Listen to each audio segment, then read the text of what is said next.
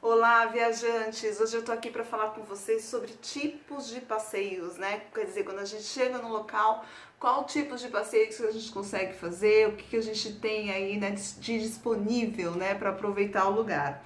Bom, então começando, nós temos o City Tour. O City Tour, na verdade, é um passeio que passa pelos principais pontos turísticos da cidade. Ele não foca em nenhum lugar específico, ou seja, ele passa mais rápido, né, mas em todos, geralmente em todos os lugares. E aí você consegue conhecer de uma forma mais sucinta esses locais. Então esse seria o City Tour. Quando a gente fala de passeio ecológico e passeio aventura, aí, gente, ele está voltado realmente aos passeios, né, que se fazem na natureza, em montanhas, em trilhas, em rios, enfim, né, atividades aí que existem de rafting, de rapel. Então aí são passeios mais voltados para esse tipo de turismo, né, que é o turismo ecológico, enfim, realmente para quem gosta um pouquinho mais de aventura e quem tem um pouco mais animado aí para fazer. Inclusive as trilhas também, caminhadas também se encaixam aqui, né? Exemplos de locais com características, né, que tem esse tipo de turismo, é Bonito, né, Noronha, por conta do mergulho, né? E a Chapada dos Veadeiros de Goiânia e a Chapada Diamantina Chapada dos Veadeiros em Goiás e a Chapada Diamantina na Bahia, né? O Jalapão também é um caso. E aí fora do Brasil a gente tem aí, por exemplo, Santiago, que é a questão da neve, Bariloche também, e a América do Norte na Europa também tem vários outros tipos de passeios que são de aventura. Bom, de praia, né? E vamos falar agora em praia. Gente, praia, se você for viajar para uma cidade litorânea, com certeza fará algum passeio para conhecer alguma praia da região. Gente, a dica é tentar fazer um passeio fora das praias urbanas, porque tem local que a praia urbana é muito bonita, como Maceió, por exemplo, Natal. Só que assim, quando você sai daquela praia urbana, você pode se surpreender com outras praias mais bonitas ainda. Então fazer pelo menos um passeio de uma praia diferente, eu acho que é muito legal e vale a pena, tá? Principalmente se você estiver lá 7, 8 dias, né, que é o que geralmente o pacote aí de viagem proporciona, vai sim, sabe? Vai, conheça mesmo, que com certeza você não vai se arrepender.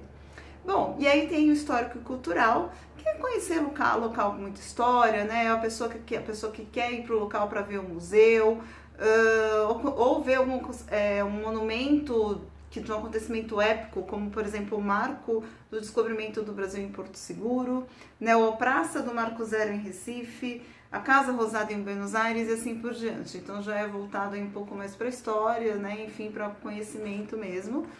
Atividades e hobby, né? Ou seja, eu quero ir para um local para conhecer o Maracanã, por exemplo, porque eu gosto muito de futebol, ou eu quero ir para a Argentina, para Buenos Aires para conhecer o estádio do Boca, porque porque eu sou ligada nisso, ou ir para alguma cidade para assistir uma corrida de carro, algum rally. Então também tem esse tipo aí de passeio. Parques, né? E aí acho que quando a gente fala de parques, a gente lembra muito de Orlando, né? Mas também tem outros tipos de parque. Aqui no Brasil nós temos o Beto Carreiro, que também é bem famoso, e os parques aquáticos, né? Que aí no caso o Beach Park de Fortaleza é o mais famoso, e Caldas Novas também, que está cercado aí de parque. Tem Olímpia também aqui no interior de São Paulo. Então tem também opções aí de parque para a gente, né, poder fazer os passeios aí diferentes.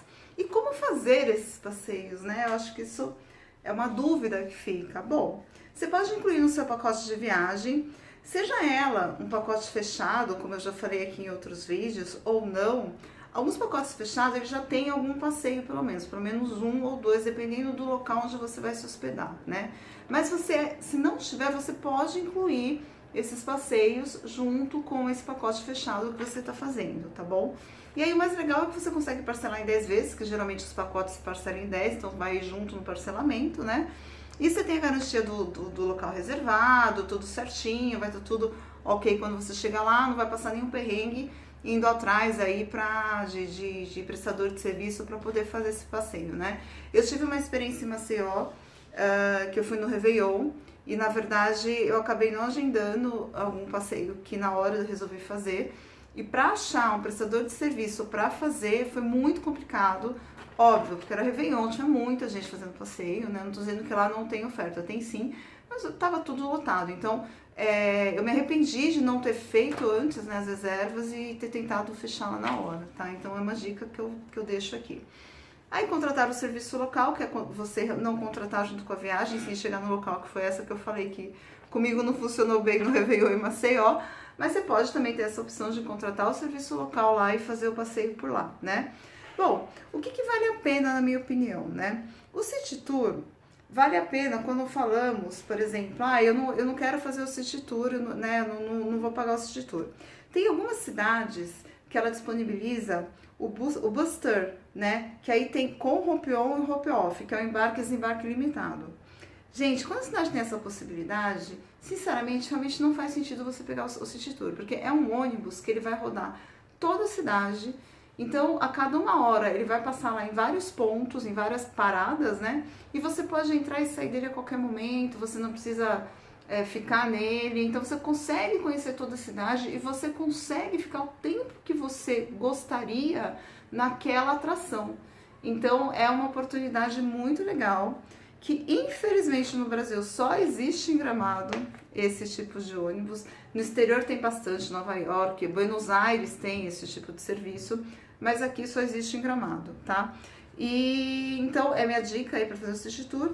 Ônibus turístico no local, gente, para economizar. Tem local, se você se informar, até com o seu agente de viagem mesmo, é seguro eu andar de ônibus de linha, né? De ônibus, enfim, do governo ali e tal. Gente, tem local que dá pra ir tranquilo, sabe? Você não precisa nem pagar táxi, dá pra ir de ônibus se a distância não for longe. Então também é uma opção de economia aí que você tem, né?